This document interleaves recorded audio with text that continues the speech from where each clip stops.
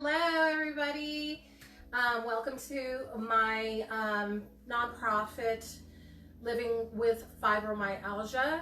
And today I'm just really going to talk about how it affects the body and how it's different with every single different person who gets it, whether you're young, old, man, or woman. And so I kind of wanted to do it as a fun post today, going live for the first time.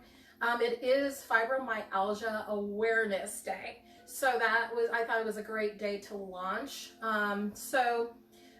Basically, I feel very passionate about it because I have fibromyalgia and I've been dealing with it for a long time, and so it's been really difficult for me, or challenging for me on some days.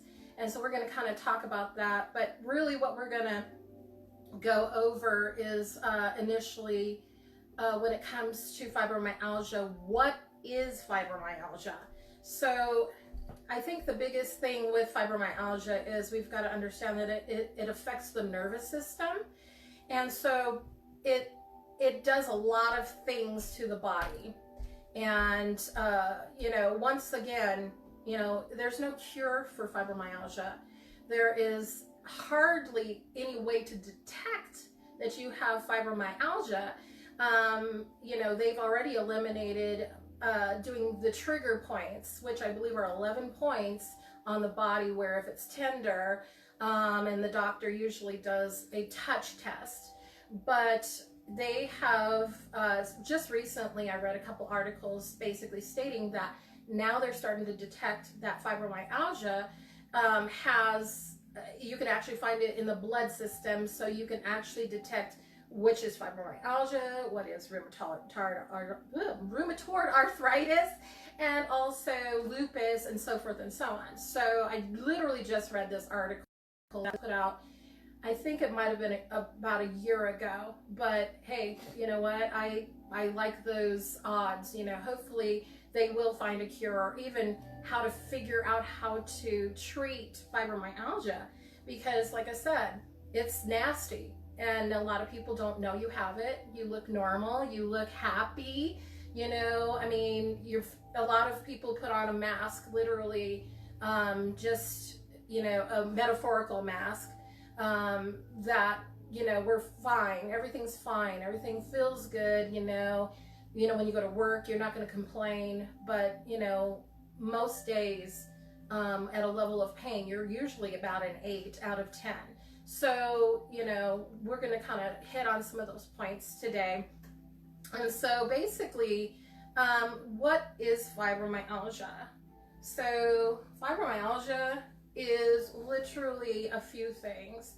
And so I have very horrible eyesight, so I'm actually gonna pull this up and just be able to read this. It's on the screen as well. I'm not sure if you can see it. We're trying to figure out lighting. So like I said, this is the first time we've ever gone live, and I do appreciate you supporting not only me but other people who have fibromyalgia, and maybe educating yourself and helping others kind of fight against it. So I did find this from the American College Rheumatology. So it's not my words, but I'm going to just kind of give you a description of what fibromyalgia actually is. So fibromyalgia is a neurological chronic health condition that causes pain all over the body and other symptoms. Okay, so the symptoms of fibromyalgia that patients most often have is a tenderness to the touch or pressure affecting muscles and sometimes joints and even your skin. I know it sounds kind of silly, but when you have fibromyalgia, and you have good days and bad days, just like any chronic disease, but basically the way it feels if someone touches you, I know it sounds really sad, but even a hug can hurt. So, you know, if someone's giving you a real funky look, you know, like, ew, get away from me, it's probably not so much that. It's possible that they don't want to be in pain. And it's like the skin almost feels bruised, and it's just so sensitive to the touch. And so sometimes even wearing clothes, like tight clothes or anything like that, actually really do tend to hurt. And so, you know, it's not that, you know, people don't want to be around you or hang out with you. It's probably because maybe they're having a bad day, and sometimes we have to pick and choose a good day and a bad day and what we're going to do that day. So working and whatnot outside of the home and going grocery shopping and stuff can be very challenging. So also the next one is severe fatigue. Oh my gosh, you know, there's days where I feel so fatigued that, you know, I don't even want to get out of bed. So you know, and then of course laying around too long, it makes you stiff and it hurts. So you're kind of damned if you do, damned if you don't when it comes to, you know, this actual chronic pain situation. So, so fatigue is definitely a big part of fibromyalgia.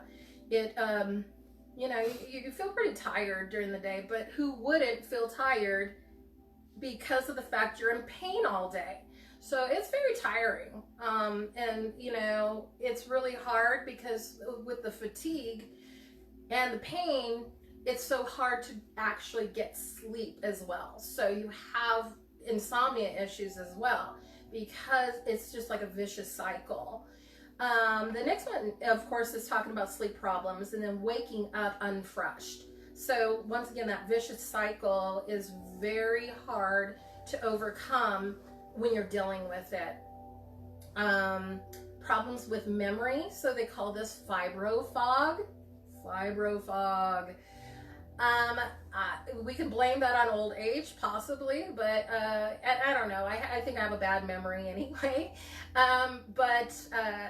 Yeah, you kind of walk in a room, you know, and you're like, I'm gonna go get myself something, and you get in the room, and all of a sudden you're like, why am I in this room?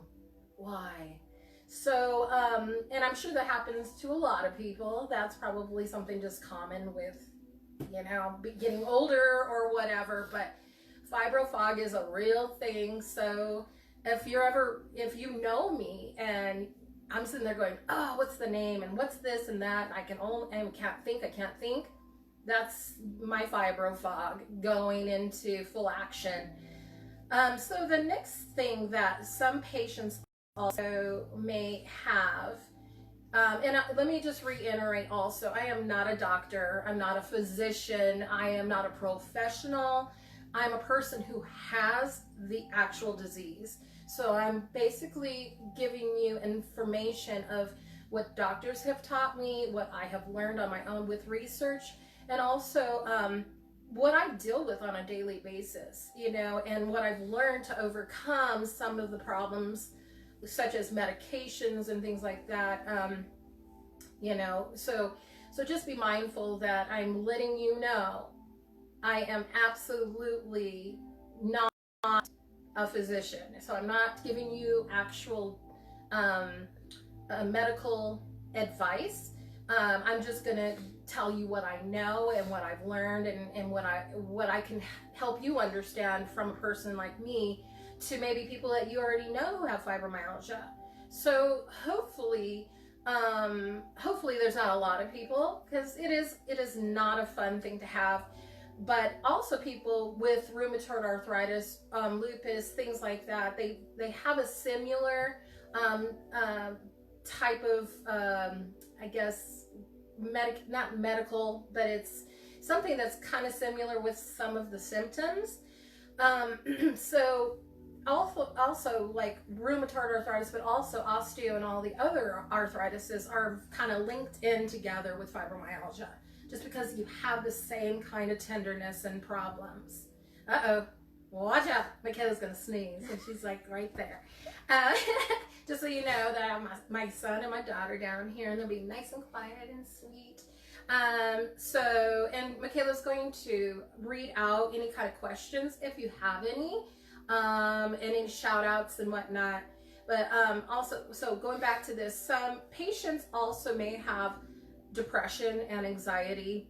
It's very common, especially when you're dealing with pain every single day and fatigue. That's easy to get depressed and also have anxiety. I'll be very honest with you. During this pandemic, it's been really tough for me because, having chronic diseases and people who also have autoimmune diseases, we're susceptible to getting sicker. So maybe one person with a healthy immune system may be able to get sick and recover quickly, but people like us who have some of these problems that are underlying, it can actually affect the actual fibromyalgia or whatever you have. Like I said, there's so many people with autoimmune, and that's why it's so important to stay safe and then understand how your body works. Because I personally am going to stay in until things get better, just because I don't really want to get sick and get sick triple, so we're just taking our precautions and good measure. And then migraine or tension headaches.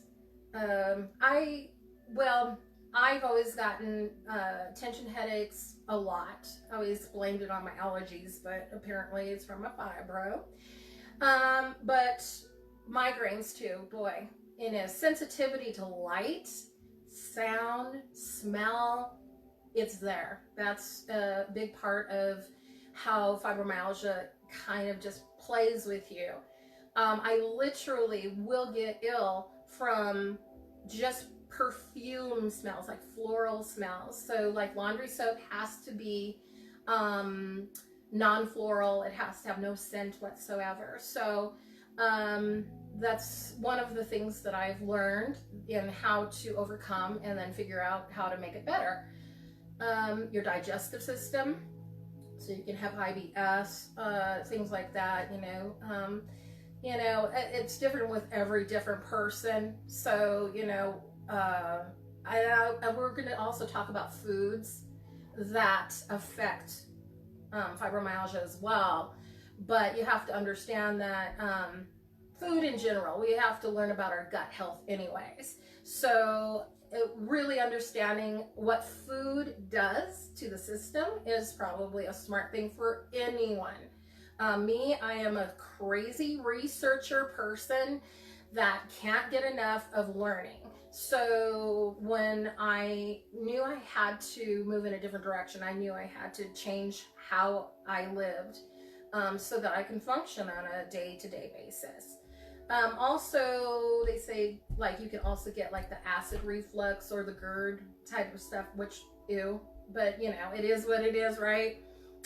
So I'm not sure if anybody who's watching today has fibromyalgia, and I do appreciate your support today coming on here, or even if you don't have it and you don't know about it and you're learning about it, that's great. So, but like I said, everybody has different things that happen to them when they have fibro. So another one is, you might have a irritable or overactive bladder. I don't know, like I said, we talk about getting older, but remember, fibro it's not ageist. It's not, against any race or color, man or woman, even though most women actually get it. I can't remember what the percentage is, but we'll get into it another time. Men do get it, but it's more based off of injury, because that's how some fibro starts. Fibro can be genetic. It can be, it's getting all wild. Oh, my thing just came off. It can be, it could be based off of, like I said, surgery, surgeries. anything that inflicts type of, anything to your body, it definitely can, show up later on. And then let's see here. The next one it says is pelvic pain. I obviously have not had that problem, but I'm sure that, some people do. And then TMJ, so like locked jaw, or, the jaws locking, stuff like that. And, I think anything with joints and anything, your body's gonna lock up regardless. So, fibro just does that, where you're trying your hardest to maintain, but your bones stiffen up. And then also ringing in the ears, which tinnitus, I don't know. I think mine comes from being in bands for many years and lots of loud music. So there's that. But we're gonna just talk about my story. So basically, I always have had, some of these symptoms since I was quite young. I'd say maybe even in my 20s, that I always wondered what the heck is wrong with me. And I'd go to the doctor, and the doctor would be like, well, there's nothing wrong with you, and that's what's the problem with fibromyalgia is you can't see it, and doctors are confused by it. Doctors are still trying to figure out, how you get it, where does it come from, but it's real. And a lot of people for the longest time would consider people with fibromyalgia as hypocrites, and that they're what do you call it, when you basically fake an illness, hypochondriac, or well, I guess that's the right word, right? So basically, I dealt with it. I just figured, oh, I'm very active. I was, very active in school. I was, a cheerleader, and I was in dance, and, and over the years, I did wear and tear on my body, just you name it. So I kind of thought in my head, well, maybe it's just because of the fact that, maybe I'm just not treating my body right, which is probably the truth. But basically, it didn't get as bad as it has since the last few years. And it was getting to the point where I was pretty kind of scared because I thought there was something way worse, like maybe I have cancer, or maybe there's something wrong with me. And so I finally went to the doctor, had a doctor who actually wanted to listen to me, and I basically told her everything. I literally listed every single thing I was dealing with. And I have to say, she was so sweet, and so she was really paying attention to me. She actually listened to every single thing I had to say. So basically, she, did tons of tests. We took different medications and so forth and so on. Then I went to a rheumatologist, which is the next step of when you're trying to figure all this out.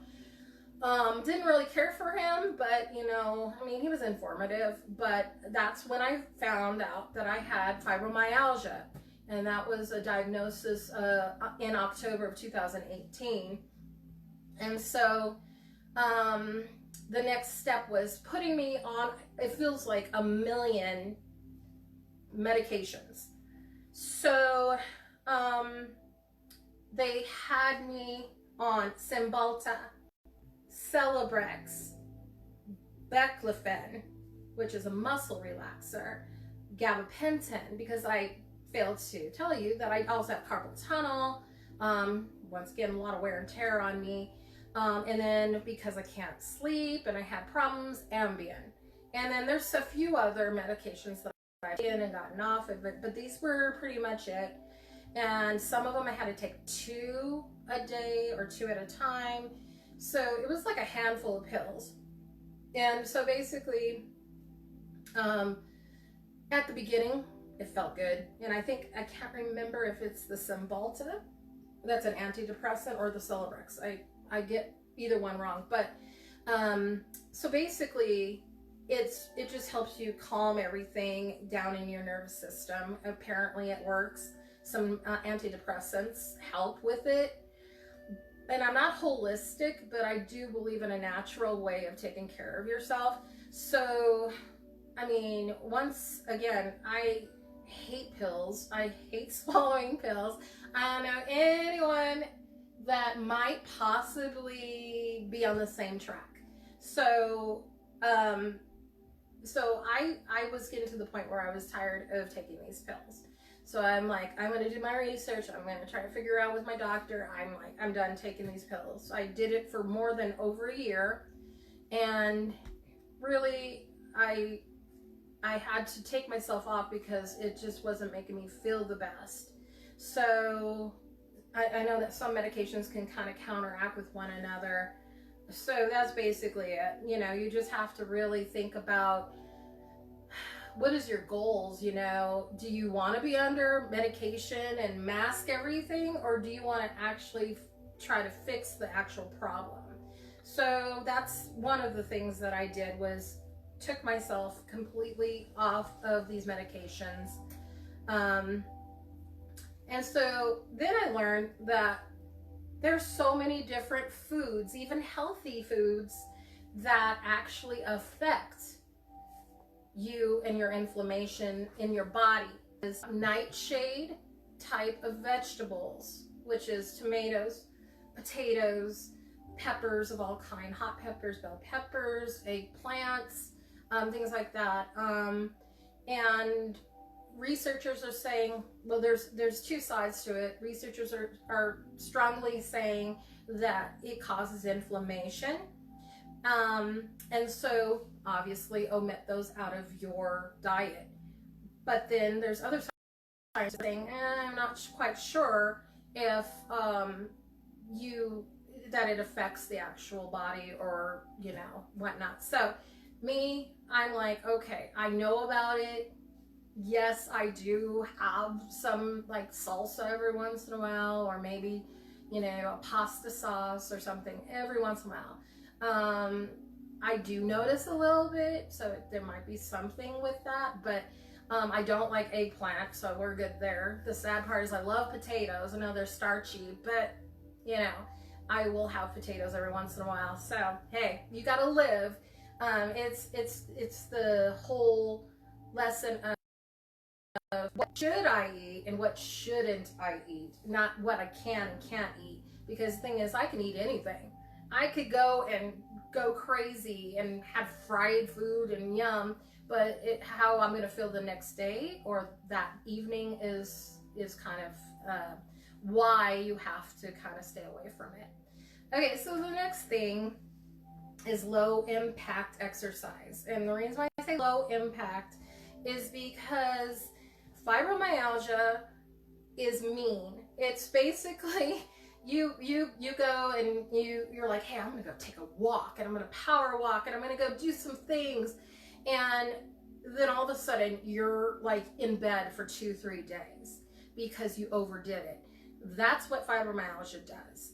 Fibromyalgia is basically you know, dealing with a day-to-day basis of chores and things. So retail on your feet all day is not the greatest. It's really, really hard. Sitting all day is horrible. So you have to find the happy medium in between when you have fibromyalgia, because you lock up really badly.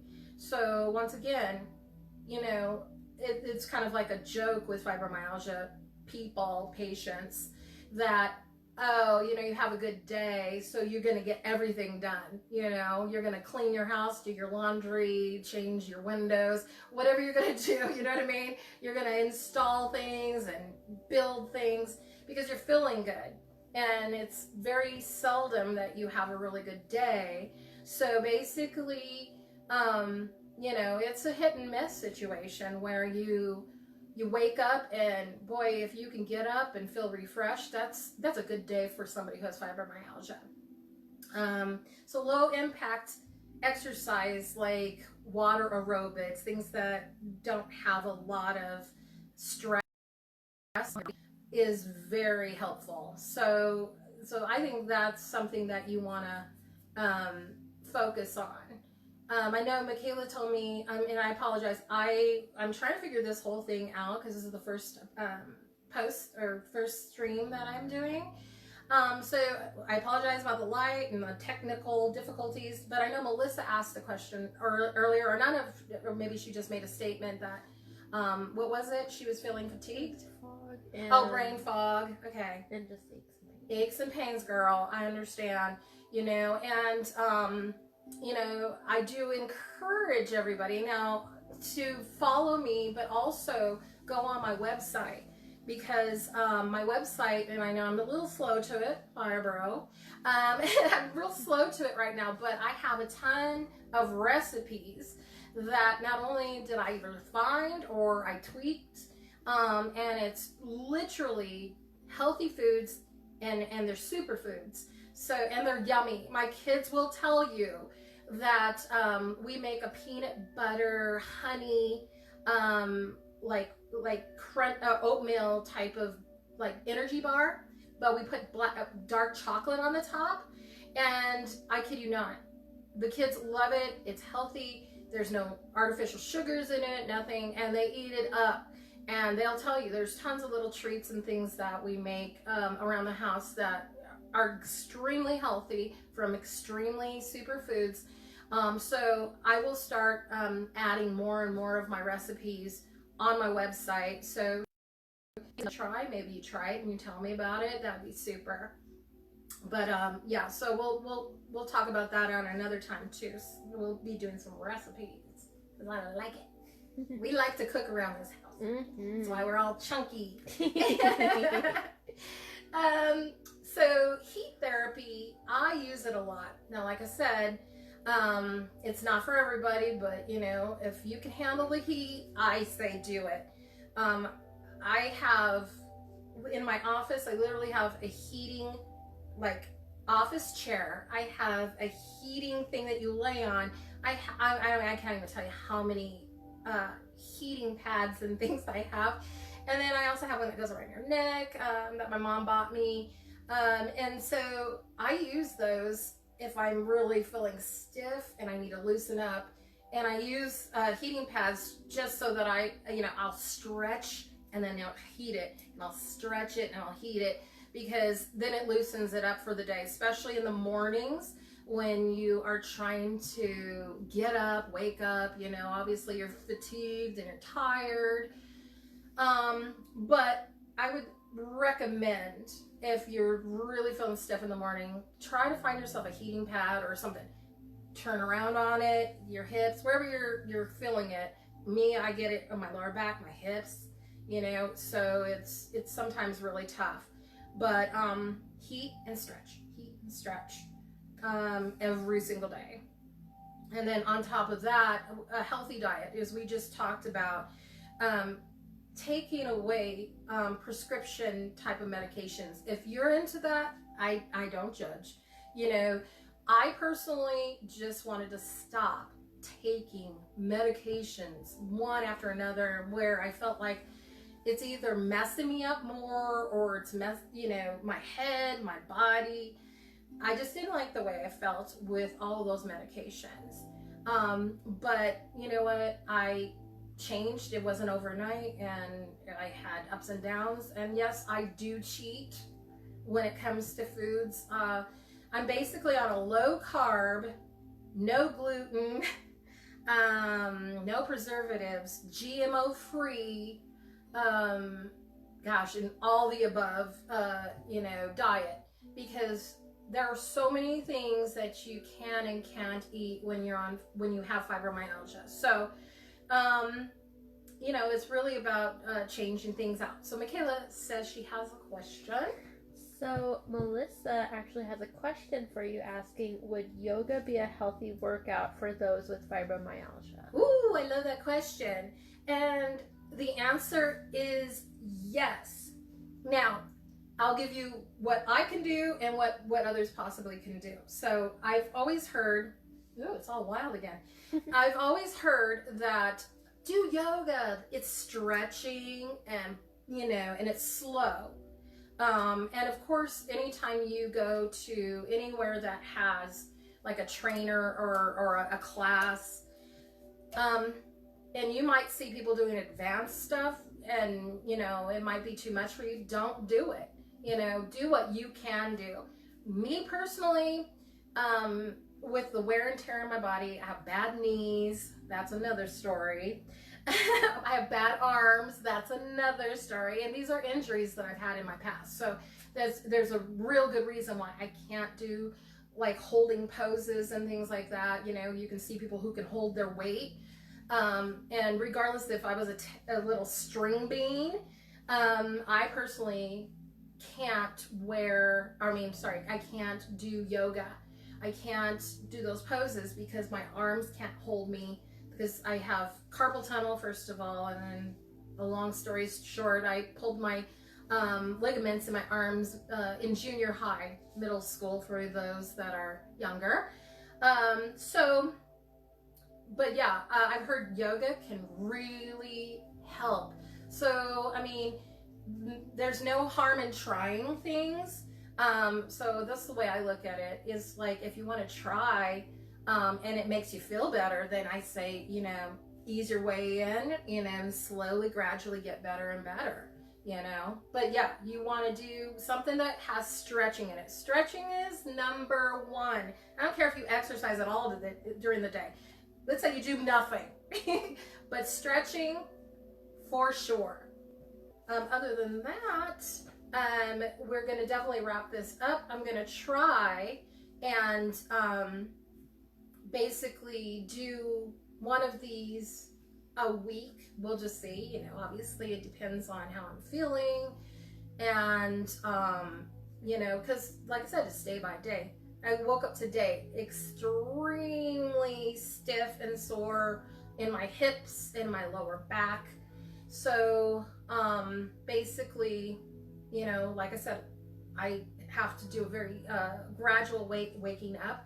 So putting on the heating pad, laying on that, turning, stretching, then getting myself up for the day, and then not overdoing it too. Like I said, there's so many times where I'm like, oh, I'm going to clean the house, even though I don't feel the greatest, and then I'm in bed for 2 days. It's not that we're lazy people. And my kids will tell you I am not a lazy person. People who've worked with me would know that I am not a lazy person. I'm a go-getter, and it kind of gives you an idea of what this is. This is actually, not anything to smile about, unfortunately. Yes, Michaela has another question from Melissa also has asked, have you noticed fibro causing skin conditions, sensitive teeth, or vision problems? So with teeth, skin, maybe, I'm not sure, because that might be another underlying autoimmune problem, but you would have to go to a doctor in order to find out specifically what is causing these things. Personally, for me, not really skin issues, teeth issues, for sure vision. I know that because you can get tension, headaches, and migraines and things like that, because of our sensitivity with fibro. Like I said, light, oh gosh, I'm telling you, I'm seeing spots right now. Light is a big one. Oh my gosh, during the winter, when there's snow, white snow, and the sun is out, I'm going to lose it. I'm going to die. I can't even look, but I get headaches and stuff. But with the floral smells, like if somebody, and people who have known me when I worked with them, working in an office, I would have to personally, sweetly go up to them and say, can you please not put that lotion on, because it not only gets me immediately a migraine, I start to see bright light, and then the smell, all of a sudden I get ill. I feel like I'm going to get real sick, and it takes a while for it to go away. So and if you look it up, I actually did research and I never understood what that was. It probably happened, what, about maybe 5 years ago, maybe 5 to 7 years ago, when I noticed we were using floral detergent and for our laundry, and all of a sudden I would just get sick, and it was like horrible, and then it would get worse and worse, and then we figured it out, and so all I'm saying is that, you know, vision, probably, I've noticed it personally for me. The other two, not so much. But like I said, you know, I ended up getting real lucky finding a doctor that actually listened to me and paid attention. And when I said I wasn't feeling well, or the medication didn't work, or whatever, she you know, always found a solution or something to counteract, or let's try this. And you know, so I'm very grateful that, you know, I found one. I know it's very hard to find a doctor specifically for fibromyalgia, because they're still in the dark ages when it comes to how to treat it. So it's hopefully there'll be something soon, but you never know. I know. Okay, well, you know, we'll wrap this up, but I do appreciate whoever showed up today. Like I said, you know, this will be one of many videos that we'll do. I will talk about different topics. We're going to talk about different foods. We're going to talk about certain things that, you know, that we can do to help one another. And hopefully we will get to the point where they can at least figure out, what is it? Where does it come from, and why? And I've seen this number many times, but from the actual fibromyalgia organization, you know, they, in research, they say over, I think, 5 million people in the United States have fibromyalgia. Is it a lot? Is it not a lot? I think it's too many. So, you know, I will post my website as well, so that you can also follow and subscribe through that. Okay, Michaela. There's just one more question. Okay. And Melissa asked, do you notice speech and reading issues, maybe from the brain fog issue? And also, thank you, you're the best. Aw, thank you, Melissa. You're so sweet. And I appreciate that you're asking these questions. Yeah, I mean, well, you know me, but I mean, because I have the fibro fog a lot. Basically, yeah, my speech sometimes gets kind of goofy, like, and it's probably because I can't, my brain is overtime, and then my mouth obviously goes way faster than my brain does. So for sure that, concentration is so hard. It's like having ADHD on top of ADHD sometimes, because you're trying so hard to concentrate on a project or something that you're doing at work. And you know, it's like those people who can't concentrate and they're reading a book, and then they read that paragraph like 4 or 5 times before it registers. So yeah, I really think that it does affect the thought process, and also maybe a little bit of the speech. I mean, it doesn't stop the speech, but it definitely, you know, is challenging. So, but I talk fast anyway, you know that. But, and so I know, I have Michaela and my son here, and so, you know, they've been very supportive. My family are very supportive, knowing what I go through every single day. And I'm here to support you as well, whoever's out there. If you have questions, if you have, you know, and share this with people, because the thing is that this is literally a disease that has no, it doesn't show up at all. It makes you look like you're an idiot. You go to the doctor and you're like, I can't walk, I hurt, everything is horrible. You know, it's in your head. No, it's not. I'm a very optimistic person, and you know, even me, I've questioned myself, like, am I just thinking this? Am I just making this up? And unfortunately, I'm not. You know, there's nothing more in the world that I would love to do is go hiking and do extracurricular activities with my family and be outside and run around and just have fun.